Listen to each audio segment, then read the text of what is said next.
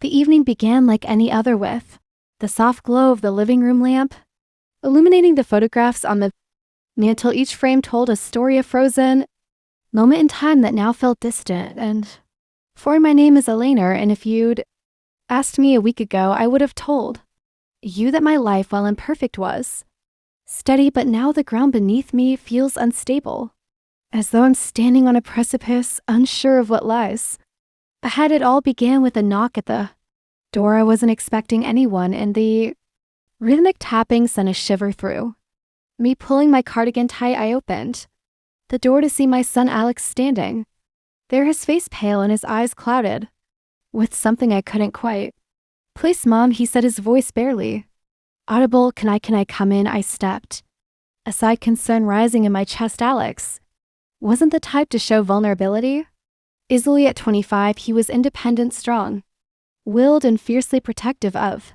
me. It had been just the two of us since his father, Richard, had walked out nearly a decade ago, leaving behind more questions than answers. We sat in the kitchen, the hum of the refrigerator the only sound between use. I poured us each a cup of tea, but Alex didn't touch his. Instead, he stared into the steaming liquid, his hands clenched around the mug. "What's wrong?"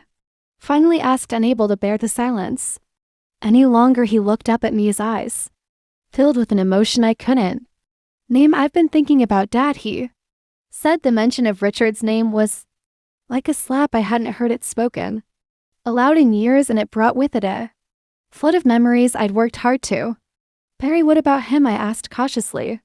Alex hesitated, then said, "Do you ever regret staying?" "Mom, staying with him for as long as you did." His question caught me off guard.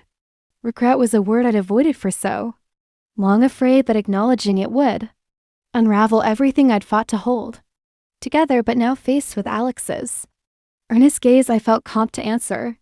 "Honestly, I don't regret giving you a family," I said slowly, "but I do regret the years I spent convincing myself that things would get better when they never did." Alex nodded, his expression pained. "I always thought it was my fault," he admitted, "that if I'd been a better son, maybe he would have stayed." "No," I said, firmly, reaching across the table to grasp his hand. "Richard's choices were his own. You were just a child, Alex. None of this was ever your fault." We sat in silence for a while, the weight of the past settling around us like a heavy blanket. Finally, Alex broke the quiet. "I've been having dreams about him," he said, "about the day he left." My heart clenched. That day was etched in my memory like a scar.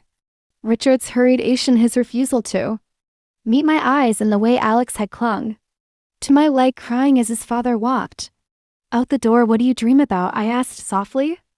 "It's not always the same," Alex replied. "Sometimes he's angry, sometimes he's just gone, but in every dream I feel like I'm the one to blame." Tears pricked my eyes, but I blinked them away. "Alex," I said, my voice trembling, "you were never to blame. Your father made his choices, and they had nothing to do with you." That night, after Alex had gone to bed, one found myself unable to sleep. I paced the living room, the moonlight casting long shadows across the floor. My mind was racing, replaying our conversation over and over. For so long, I tried to shield Alex from the pain of Richard's abandonment, but now I realized that in doing so, I left him to carry that burden alone. The next morning, I resolved to talk to Alex again. I needed him to understand that he wasn't alone in his pain, that we could face it together. Over breakfast, I broached the subject cautiously. "Alex, I've been thinking about what you said last night." I began. He looked up from his plate, his expression guarded. "Yeah, I think it's time we stopped pretending that everything's okay," I said. "We need to talk about what happened, about how it's affected both of us." Alex hesitated, then nodded. "Okay," he said, "where do we start?" We spent the day talking, really talking. We shared memories, some painful, some bittersweet. We cried and laughed, and for the first time in years, I felt a sense of release, as though a weight I hadn't even realized I was carrying had been lifted. But as the sun began to set, a new tension crept into the room. Alex's gaze lingered on me, and I couldn't shake the feeling that there was something he wasn't saying. Finally, he broke the Silence, Mom, there's something else. I need to tell you, he said, his voice barely above a whisper. My heart raced. What is it? Alex looked away, his jaw tightening. I've been seeing someone, he said. Relief washed over me, but it was short-lived. The way he said it, the tension in his voice told me there was more to the story. Who is it? I asked. Gently, he hesitated, then said, it's someone I work with. Her name's Sarah, but there's a problem. What kind of problem?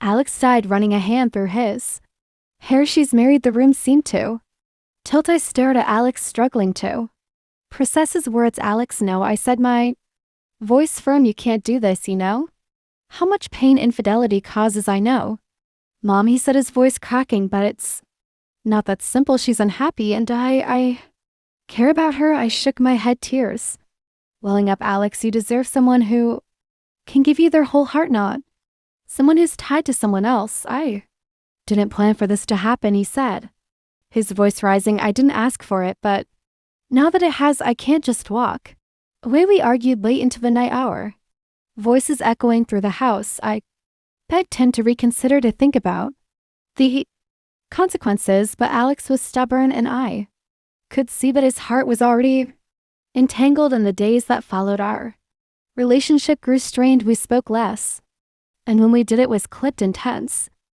I felt like I was losing him, and it terrified me. One evening, as I sat alone in the living room, the weight of everything crashing down on me, Alex walked in. He sat down across from me, his expression somber. Mom, he said, his voice soft. I ended it. Relief flooded through me, but it was tempered by the sadness in his eyes. Are you okay? I asked. He shook his head. Number, but I will be. That night we talked for hours, and for the first time in weeks I felt a glimmer of hope. Alex was hurting, but he was strong, and I knew he would get through this. As I watched him sleep on the couch, his face pale for the first time in days, I realized how much he'd grown.